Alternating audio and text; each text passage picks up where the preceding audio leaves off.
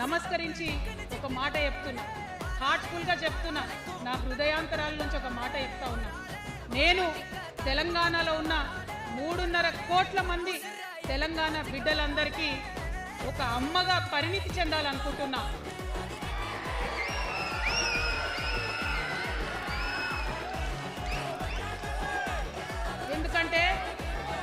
ఎందుకంటే ఒక అమ్మతనంతో పరిపాలన జరిగినప్పుడే బిడ్డలకి ఏదైనా కష్టం వస్తే అమ్మ హృదయం బద్దలవుతుంది. అటువంటి దుఃఖంతో పరిపాలన జరిగినప్పుడే, అటువంటి సంవేదనతో పరిపాలన జరిగినప్పుడే, అటువంటి ఆర్తితో పరిపాలన జరిగినప్పుడే రాష్ట్రం ముందుకు పోతుంది, రాష్ట్రంలో ఉన్న ప్రజల కష్టాలు తీరుతాయి. ఇవాళ